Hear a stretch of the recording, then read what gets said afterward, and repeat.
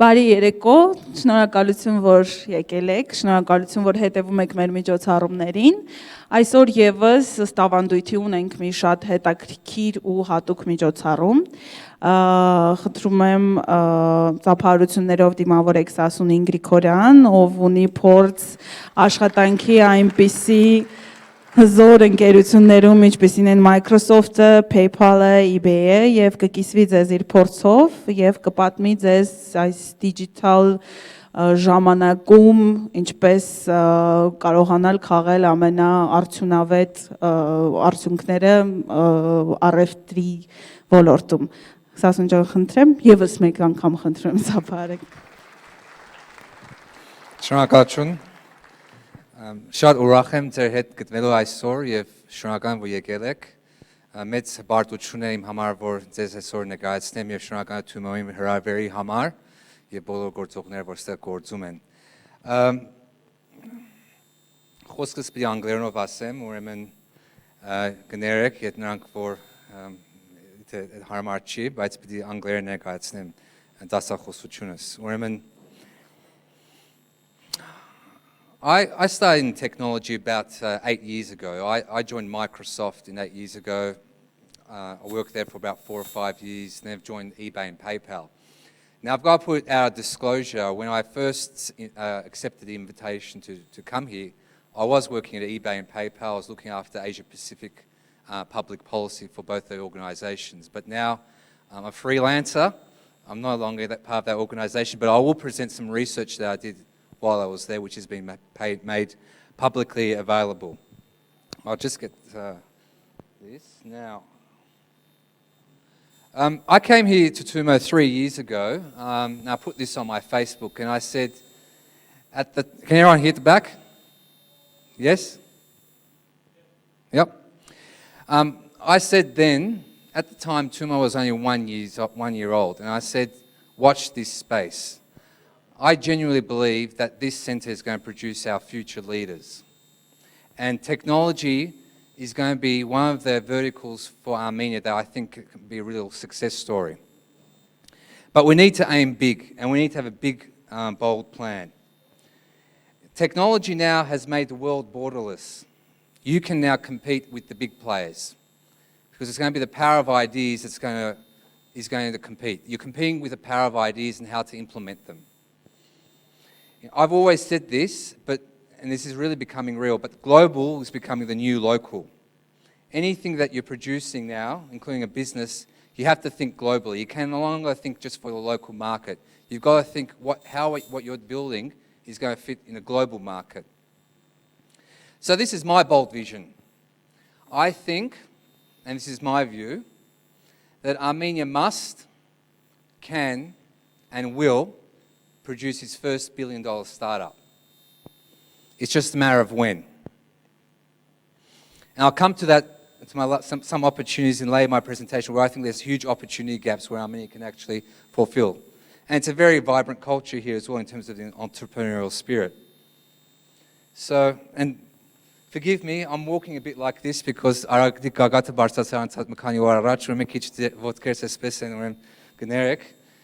so let's look at the startup culture in the globe. So, since 2014, there have been 100 companies, 100 startups that are now valued more than $1 billion. These are unicorns. They call them companies that have a market capitalization of more, what venture capitalists think their value is more than $1 billion. Some of these companies are very familiar to you. The companies like Uber, Airbnb, which I think is taking off here in Armenia, Dropbox, Xiaomi, which is the largest smartphone maker in China. These are the real success stories in the startup culture. Now that's since 2014, and granted, a lot of these companies are from the United States, and there's been a huge rise in Asia. In Europe, though, which I categorize Armenia to be part of, only 8 startups since 2014 have been worth $1 billion. Now, the other thing I should say is that Estonia were involved in making Skype. That got bought by eBay, and now has been bought by Microsoft. There's no reason why Armenia can't, because it has got the technical skills, and it also has, I think, a diaspora that's willing to invest. But today I want to talk to you about three things. I'm going to talk to you about the spice routes and what I define as the new spice routes, the new trade corridors. I'm going to talk to you about the trends in commerce and payments, the current trends we have at the moment, and some of the future trends that I think, what I've experienced working at eBay and PayPal and other organisations, what I think the future trends will be. And finally, I'm going to talk about the opportunities for Armenia. I think there's a lot of opportunities, particularly in the commerce and payment space, specifically. So the spice routes. Everyone's familiar with the spice routes, right? Yes? No? Okay, well, the spice routes is the blue line that you see there. It's the Maritime Silk Road. It was hundreds of years ago. It was stretched all the way from Japan, cutting across into Asia, going across the Middle East. This was, the Maritime Silk Road. They called it the spice routes because of the trade in spices. At the time, the trade in spices was quite a valuable commodity. But it wasn't the trade in spices that was the value, if you think about it. When people went from port to port, they'd understand new languages, new skills, new cultures, better way to do things. It was in fact knowledge that was the valuable commodity. And in the modern age, that knowledge you would call data flows, in my view. So that was the spice routes then. So what's the current spice routes look like? So if you look at the trade flows at the moment, the biggest trade flow around the globe that's occurring at the moment is in the trades of goods, in physical goods. Trades in goods surpasses that of communications, financial services, data flows. Trades in goods is the largest type of flows we have at the moment around the globe. And it's growing very fast. And the reason why it's growing, I don't have my phone with me, but if you look at the iPhone, for example, the simple iPhone has more than 200 different components. More than 200 different components. It's built, whether it's in Taiwan or in China, different parts of components are being traded around the world to build one product. And if you think about how that product is made, for example, Apple's very smart how they do this. They concentrate, and this is a term I borrowed from a friend who's used this in the past, they have focused on their home ground advantage. What's Apple's home ground advantage? Elegant design, software, services. That's the value of the iPhone. It's the software and services in the phone. It's not the actual device itself, not the product itself. Maybe the glass in front of the iPhone has some value, but it's not the actual physical product. It's what's inside of it that's created the value. And what Apple has done, Apple has focused on its home ground advantage. And I'll come to later why Armenia needs to focus on its home ground advantage later on.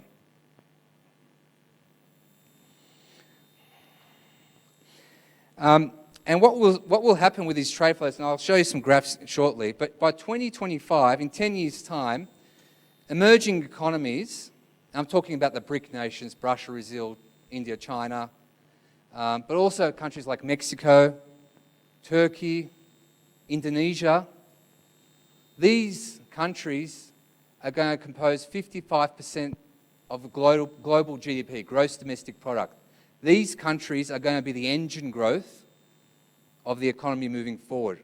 So as Armenia positions itself in terms of how it's going to fit in these trade flows, it's got to look at some of these countries and how to kind of leverage the growth in these countries as well. So looking at this graph now, I'm going to show you. In 2009, these are the top 25 air and sea bilateral trade pairings around the globe. I think this has been done by PricewaterhouseCoopers or McKinsey. But as you can see from this graph, the key centres of trade is between countries that deal with the United States and also with Europe. This is in 2009. Now fast forward what it's going to look like in 2030, in 15 years' time. What's this graph going to look like? In 15 years' time, 17 of the top 25 sea and air bilateral trade routes will be with China. China is going to be the epicenter of trade around the globe. And what you're going to see patterns of trading patterns happening between certain types of countries. You're going to see certain patterns that currently don't exist but will happen in 15 years' time. For example, trade within the Asia-Pacific is going to increase quite significantly within Asia-Pacific countries. Trade between China and other countries is going to grow, particularly between China and Germany.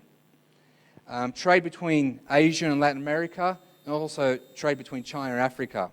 These are going to be significant trade flows happening in the future. And the important thing about this graph is those countries not connected to the internet, those countries not connected to these trade flows that you saw in the picture earlier, they're the ones that are going to be left behind. It's going to be like a current. It's going to be like a current in a river. It's going to take you. You got to find your way in that current so you can move with the current with you. Otherwise, you're going to be left behind. And just consider this. So some of the research that we did when I was at eBay, we did all sorts of reports. And what we found was that, and this is talking about being connected and why it's important to be connected. We found that if you're a seller on the eBay platform and you sell more than $10,000 in a given year, there's a 97% of those companies export. 97%. Versus only 4% those who aren't online. So you have to be connected and you have to see how you can take leverage of these opportunities. And the other thing I want to say as well is it's not just being connected to the internet, it's how you can leverage the smartphone. Anything you build nowadays, it's not just a website, it has to be mobile first. I mean, everyone kind of knows this now, but at the moment, 50% of the world adult population has a smartphone device. And the smartphones can help make payments, you can purchase things, all sorts of things. By 2020, 80% of people will have a smartphone. Now, in terms of penetration of smartphones, this varies between different countries. I'll show you this graph in a moment. United Arab Emirates, for example, has very high penetration. Korea, Singapore, Australia. In Europe, the Nordic countries are very high. In United Kingdom, it's quite high. I didn't get a figure for Armenia. Does someone know the figure in Armenia? Smartphone penetration? Well, another thing this country needs is data analysis, big data analysis, I think. But I'll come to that as well in a moment. But you look at smartphones. 5 years ago, Xiaomi, which is the largest smartphone maker in China, built its first smartphone. Now, it's the number one seller of smartphones in China. Number one. Can anyone guess in 2011 how many, what percentage of Android phones were there in the world? Android. This much. 0%. 0% in 5 years ago. Now, looking at the last fourth quarter in 2014, in terms of new smartphones sold, 75% of those phones are Android phones. It could be a Samsung phone, but it's using the Android software. So how things change are changing very, very rapidly, very fast, very fast. And there could be the next Xiaomi could just be around the corner. So the new spice routes, talking about the new train corridors, are going to be those that export a lot more. They're going to rely on the internet. I'm going to talk about the Internet of Things. Devices connected and talking to one another. How they connect. And just consider, now you can just think about this, for example, when I talk about lower barriers to trade. If you have a retail store at the moment, now you could set up a store, say, on a marketplace like eBay, They've got 150 million customers around the globe. You don't need a physical shop front. You don't even need to buy inventory. You could do drop shipping. In other words, you can sell an item and tell the supplier to post the item to that place where it's been bought from. You don't need to go through all this administration. There's a lot of things you don't need to do, and those barriers eventually come right down. And even I'll give you another example. In Korea, for example, the biggest marketplaces there is Gmarket and Auction, and they're domestic marketplaces. But when Koreans want to export, they go on the American eBay.com platform. And there's no reason why, even though you might not have a local eBay, it's got List.am and other sites that are used mainly for domestic use, but there's no reason why I can't use other sites to export globally and take advantage of logistics around the globe. But what I think is going to be required, so that the barriers to entry have come down, but what people need to know is, and what's going to help people succeed, is they've got to identify opportunity gaps in the market. They've got to leverage logistics efficiently. So sometimes it might not make sense to ship things from the country that you're selling from. It might make sense to have a warehouse or facility in Europe. It could be in London you ship things from, or from the United States if you've got customers there. You can have, and to make logistics much more efficient. You need to be a quick adapter to change. You have to adapt very quickly. And the other thing is, customer service is very important, especially in developed economies. Developed economies like the United States, Germany, United Kingdom, Australia, they are prepared to pay a premium for good customer service, for fast shipping, for effective communication. I gave the Korean example a moment ago. One of the success stories on eBay that I kept using before was these Korean brothers sell cacti plants. They're desert plants. They don't take much water. They're based in Central America, and they export it from Korea around the globe. And the reasons why they're successful is because they provide excellent customer service. People are prepared to pay a premium to get the good in the right way, in an effective way. Another study that we did at eBay, which I'll show to you at the moment, is we studied eBay sellers selling in different countries. So in other words, if you exported more than $10,000 in a given year, we wanted to find out on average, how many countries you export to. And this is the result. What we found was that a seller in China, if they sell more than $10,000 or export more than 10,000 goods in a year on eBay, they would sell to, on average, 63 different countries. That's almost a third of the globe. Now, we also got data from the World Bank, and what we found from the World Bank was that a lot of these countries, businesses that weren't online or weren't using online marketplaces, in China, Chinese sellers, on average sold to 7 different countries. 7 versus 63. Which one would you choose? And then we've got a list here of other countries, and I have to acknowledge a lot of these countries do have their own sites, localized sites, but you don't have to have a localized site to be able to export. I'll quickly go through here. One of the opportunity gaps here, of course, in Eastern, if we take the Eastern Europe here, this graph is showing the market share of e-commerce B2C, business to consumer. In 2013, Asia overtook the Americas, the North America region in terms of share of B2C. And one of the drivers of that is because of China. Alibaba and a lot of online marketplaces are really driving the growth. But Eastern Europe is still a very small share. So that means there's a huge potential. I just want now, sorry, does we have questions? If we want questions now or at the end? Okay. Slower? Okay. That's okay. No problem. So I want to talk to you some trends.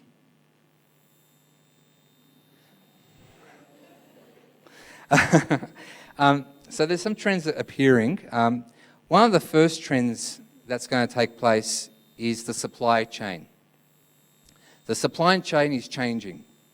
At the moment, you might have a warehouse producer, and then you got a supplier, then you have a retailer, and the retailer sells to the consumer. That's being compressed at the moment. And what's happening, a lot of these retailers now are talking to their suppliers and they're building their own brands and selling directly to consumers or supplying to other people as well. So that's being compressed. The other interesting development, and this is something that Armin might want to consider, is how you can make logistics more efficient. You know, some countries, the infrastructure in shipping an item from one place to another is very inefficient. Indonesia has thousands of islands and it's an archipelago, and shipping from one place to another place is slower than shipping it from Jakarta to Beijing. In Armenia, for example, it might take a longer time to ship something from Yerevan to northwestern Armenia than it is to Moscow. So how can you improve that logistics? Well, in some countries what they're doing is companies are partnering with supermarket chains or other businesses that might have a presence in different parts of the country or multiple presences.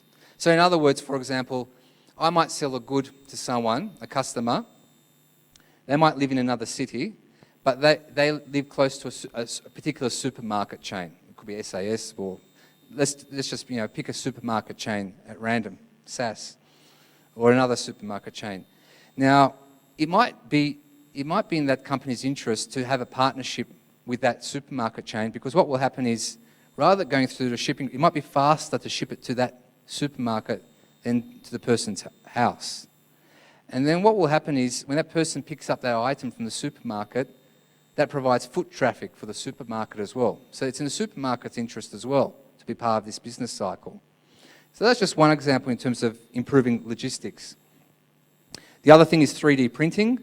I won't talk much about this, but I think, particularly in spare parts, that can have a significant influence in terms of the trade flows happening with 3D printing, because you don't need to ship the item. It's just the software. You purchase it and you print it on the spot. And the biggest thing I think will take place is the area of Internet of Things. Are people familiar with the term of Internet of Things? Yeah, there's some hands up. So the Internet of Things is when there's a product or a device talks to another product or device. I'll give you an example. At the moment, you have a washing machine. You put detergent in it and you make your washing cycle. But what happens if that washing machine has got software to know when you're running out of washing powder and automatically orders your powder for you, for example?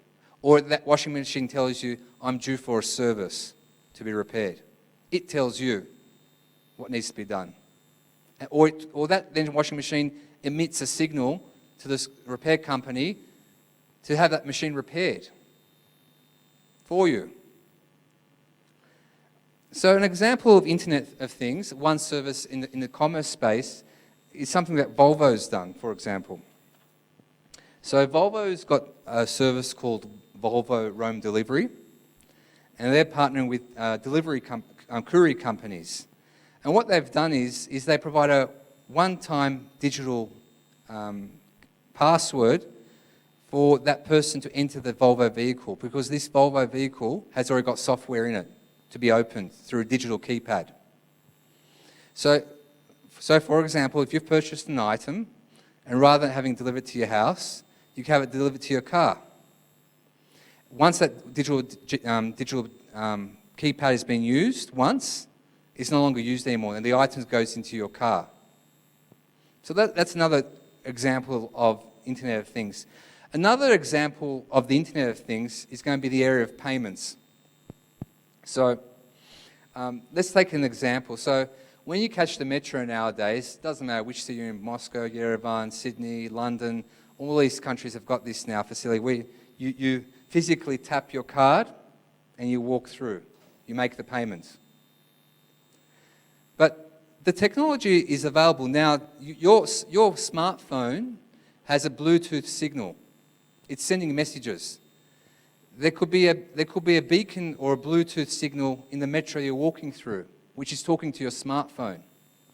It's recognized you've walked through this station. It makes the payment because you've pre-authorized the payment already. Then you exit the metro station, that data has been collected and it's getting stored centrally. And that data has been collected so the services that you're using can be made more efficient. So you can get real-time data if the train is getting crowded or not. You're going to need more.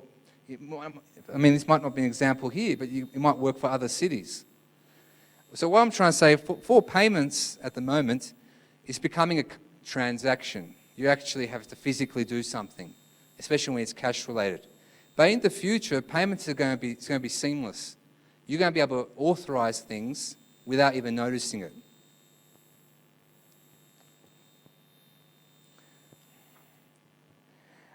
I mentioned the smartphone emitting Bluetooth signals, but it doesn't have to be the smartphone. You could use a wristband. A lot of people got Fitbits devices. They've got GPS. They can, you can have them, internet enabled. Them also emitting Bluetooth signals and making payments. It could be your watch, if it's the Internet of Things, if it's connected to the internet. It could be your glasses, if you're wearing glasses and they're connected to the internet. So there's all sorts of devices you can potentially use for this in the future. But I want to talk about four trends I see in the future for commerce and payments. I'll run through very quickly, just see how we're going for time. The first is the sharing economy. For example, eBay started off as a place to sell second-hand goods. And most of the time, when it first formed in 1995, most of the items sold were auction. You had to bid for them. You had to bid against someone else to get the product. But now, 85% of the items sold on eBay are brand new. Most of the business on eBay is business to consumer. It's not consumer to consumer, it's business to consumer. Another example of sharing economy is Uber. Everyone knows Uber. GG Taxi is also taking place here as well. But it's not just how you use Uber now. I mean, you use Uber, you press the app, you get the taxi, the payment is done all within the app. But what happens if you have an Uber driverless car? I mean, there's data there saying that we only use our car on average, global figures are, we use our car 4% of the time. 4%. What happens if you had driverless cars? You'd cut traffic. You'd improve the environment. There won't be car parking issues. You'd put costs down. You increase productivity. And these are the things that are being shared. Airbnb, for example, rooms being let out here. Other things being shared. So the shared economy, I think, is going to be a big trend in terms of the commerce space. Another trend I see is the issue of the blockchain and Bitcoin. Are people familiar with the blockchain and Bitcoin? Yes? Okay. For those who aren't familiar, the blockchain is a public ledger that allows people to transfer value. And the way it works is you have miners who authenticate these payments that come through, and they take a portion of a Bitcoin or a portion of that as a fee for that service they provide. Now, at the moment, the blockchain is like an infrastructure. It's like a public ledger system, open public ledger system, and at the moment it's being used by cryptocurrencies like Bitcoin. Cryptocurrency is it's like any other currency except it's pure digital. It's a purely digital currency, and it fluctuates like a real currency. But the blockchain is an infrastructure, and the blockchain can be used to transfer things of value. It doesn't have to be a cryptocurrency. In fact, now there's gateways being produced to be able to transfer real forms of currency as well through the blockchain. So the blockchain is going to be a huge payments and commerce enabler. Another area is biometrics. So I'll use the PayPal example. Now you can use your fingerprint on your smartphone to authenticate to activate your PayPal account. At the moment, our main form of authentication is like know your customer. Like, for example, provide your driver's license, your birth certificate, all these types of things. But what happens if you can authenticate who you are by your heartbeat? Or we authenticate who you are based on your voice, or your fingerprint, or your picture. Alibaba now has enabled a technology where you do a selfie. It's called Smile to Pay. You take a selfie, and that authenticates who you are to be able to make a purchase, to authenticate purchase. Forget about pins and passwords. It's going to be biometrics that will be driving some of the authentication in the future. And that biometrics is going to be very important because that has the potential, if not misused, it has the potential to reduce fraud. Because at the moment, anti-money laundering and counter-terrorism financing relies on, as I mentioned before, know your customer data, documents, which can be forged. But what happens when you have to match those documents to your heartbeat, or to your face, or to your fingerprint? There it becomes a lot more complicated. But it's another form of authentication to consider. And the fourth area that I think there's a trend that's happening in the commerce space is social media. So the value of social media is not you can find a friend and friend them and send a message and send a picture, see how you are. It's that app, like a Facebook, is becoming a platform. Now, Facebook has instant messenger at the moment. But with instant messenger, you can now send payments. Facebook now is also promoting how you can set up a business on Facebook and sell things. Twitter's doing the same thing, by the way. And in China, there's the comparison of instant messenger is WeChat. It's another messaging service. And with WeChat in China, you can actually book a taxi or book airfare tickets as well. So these apps aren't just becoming apps, they're actually becoming platforms for other things. So I want to talk about now talk about a bit more about Armenia and some of the opportunities I think that Armenia presents itself. And the first thing I want to talk about is some of the infrastructure in Armenia. So let's focus on the home ground advantage aspects of Armenia. The home ground advantage. I mean, it does have some things in its favour. I mean, it does lead the CIS in mobile internet penetration. You know, that is a positive. You know, it does have a healthy startup culture. Look at some of these companies are well known to many of you in this room. Hive has been set up to help startups. Sarah might be in the audience, but I met Impact Hub. They're going to be launching in a few months' time. It's going to be a place where startups can meet together with venture capitalists and share space and share ideas. I mean, the culture here, the entrepreneurial culture here, Tumo sent a tweet about Bartley, another bartering system. All sorts of apps are being created every single day here. So the culture here is a healthy culture. There's a healthy culture here. And, I mean, you've got List AM, you're familiar with classified sites. These are the top 10 sites in Armenia. Social media, search, AliExpress is even in the top 10 now. List AM, as I mentioned earlier. So there's a culture here that can be leveraged. You do have a home ground advantage. But I think there's opportunity gaps as well. And some of the opportunity gaps I think one of them is going to be payments. Quite clearly. I came across this site when I was working at PayPal.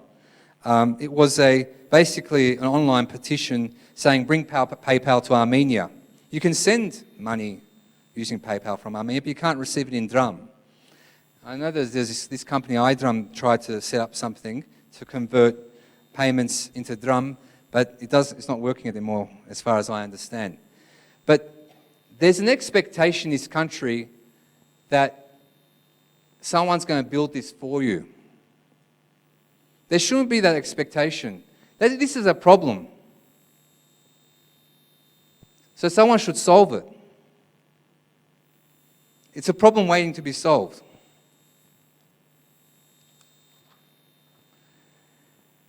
And some of the payment behaviours here, if you look at Eastern Europe, it's still a very cash-dependent society. When I was looking after Asia Pacific, one of my frustrations was travelling to Indonesia. Indonesia is a G20 economy. It's one of the top 20 largest economies in the world. But 99% of its economy is cash-based. And a lot of this economy here is cash-based as well. You think about the modes of transport you take or you purchase things, most of it's done in cash, most of the time, not all the time. But there's a huge opportunity here as well to exploit. And you can tell with technology, electronic payments is going to increase. The penetration of electronic payments is going to increase. So why not build things to be ready when that occurs? And this is another thing that I came across as well as I was preparing this, was when you look at a lot of payment companies around the globe, PayPal is one of them. There's other companies as well that do this, Square, Stripe, and all the ones that you can think of. What they do is they focus on the left-hand side of the column. They focus on which countries generate the most total payments volume. And these are remittance countries. So these are countries that send payments from a diaspora and send it to a country. So you can see from here, obviously, a lot of Indians work in Middle East and other parts of the world, China, Mexico, Philippines. These are high generating payments, volume countries. They send a lot of payments, and everyone focuses on the left-hand side of the column. But who focuses on the right side of the column? The right side of the column is where the problem is. The right side of the column shows the percentage of remittances for that economy, how much that economy relies on remittances. So 48% of the GDP of Tajikistan in 2012 relied on remittances. 4 of the top 6 countries are under CIS. One of them is Armenia. There's another problem waiting to be solved. So what should we do? It's a good question, isn't it? And one of the things I should mention, some companies are actually acquiring companies. So if you solve a problem for someone, the likelihood is you might get acquired. Now, recently PayPal did acquire Zoom, which is a payments company. You know, Zoom helps facilitate payments all around the world, but PayPal acquired Zoom very recently for $900 million. And one of the reasons it stated, this is all public, by the way, they said one of the reasons why they acquired Zoom was because he had a strong presence in Mexico, India, Philippines, China, and Brazil. But who's to say in those countries that don't have a presence, if someone builds a solution, they won't be acquired as well? So, and these are the fees, by the way. So the smaller the value that you send in payments, the higher the fee is. Fees are very high in terms of sending payments from one country to another, particularly in the right-hand side of the column as well.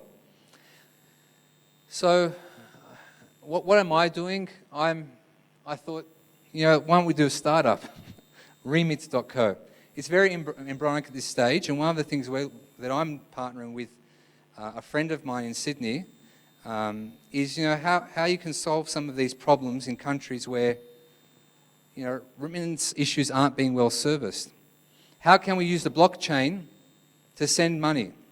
How can we use the blockchain to send money in real time with lower fees, bypassing methods like SWIFT? The banks use SWIFT currently as their infrastructure to send payments, which is slower and has higher fees.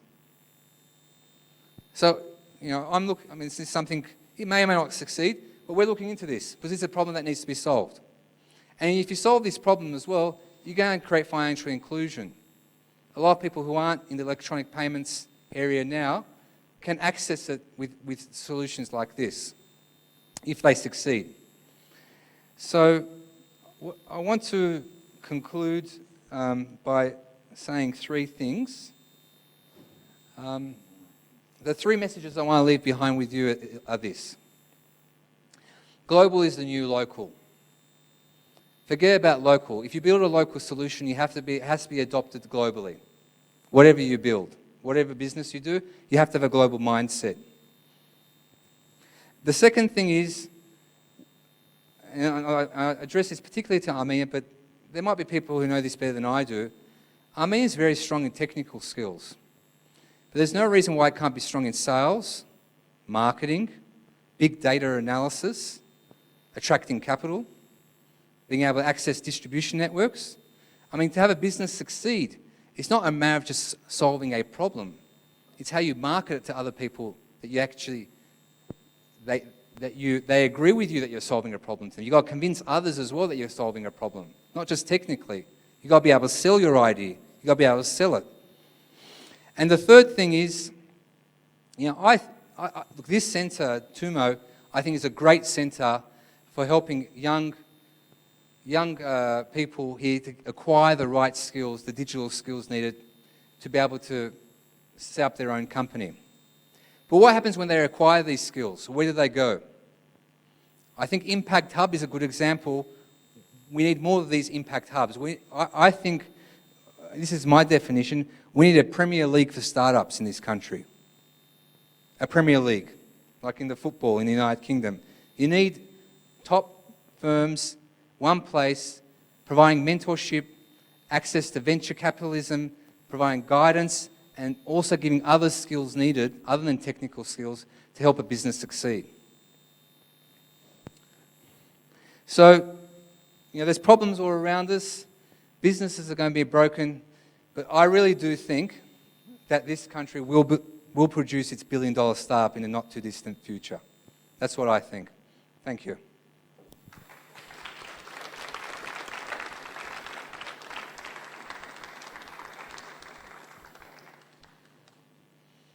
Yes, just show me. Yeah, is it a microphone?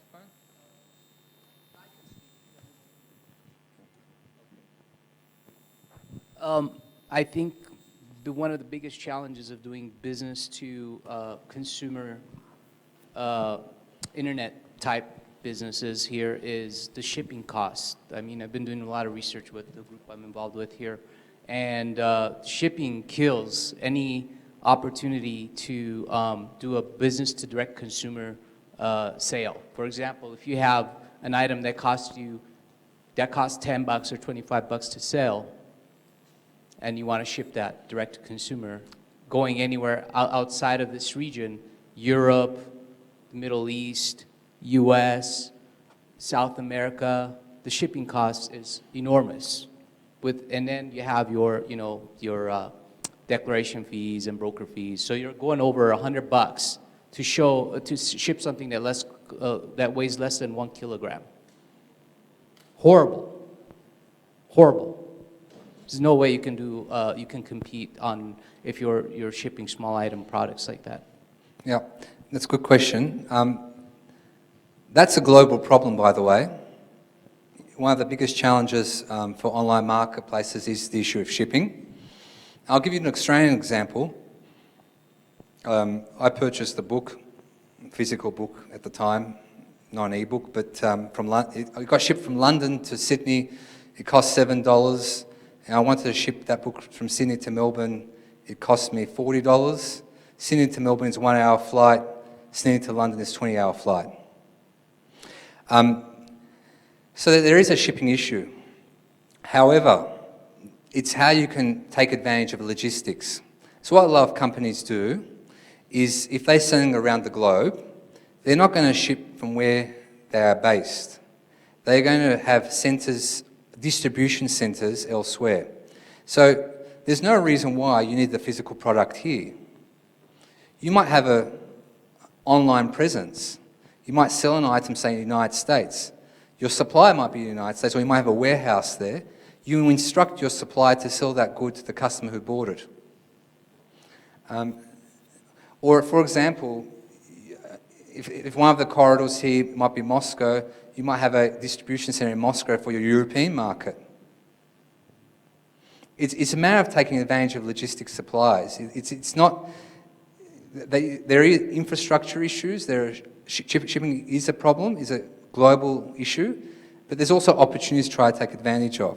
Yeah, I mean, I'm aware of that too, but at that case, you have to produce, by the crate load. I'm just thinking of like the startup, the small guy. And yeah, the the alternative is to send your stuff somewhere where you can easily distribute it from. I don't know if there is a site here in Armenia. There might not be, and this is another idea that someone might want to solve. In Australia, there's a site called Tamando, and what Tamando does, it's a shipping aggregator site. So if you want to ship an item, you go to this site, you put the dimensions in, and it gives you the most effective shipping costs for you to choose. What's it called? Tamando. Tamando? Yeah, Tamando. But that's an Australian-based solution, for example, for sellers there. Now, if there isn't one here, that's an opportunity for someone to produce one, for example. It's a basically shipping aggregator site. Okay, I have one more question about your remit. Yes. That's another problem here I've noticed because of transferring money between accounts. How do you think you're gonna make that work? It's between banks, right? Yeah. So it's very embryonic at this stage, very embryonic. But you have to at the moment partner with a bank to be able to transfer funds. Now, some banks might not want to be part of this. Some banks might not want to use the blockchain to send funds. But, this is a competitive marketplace. Some banks might have a strong market share.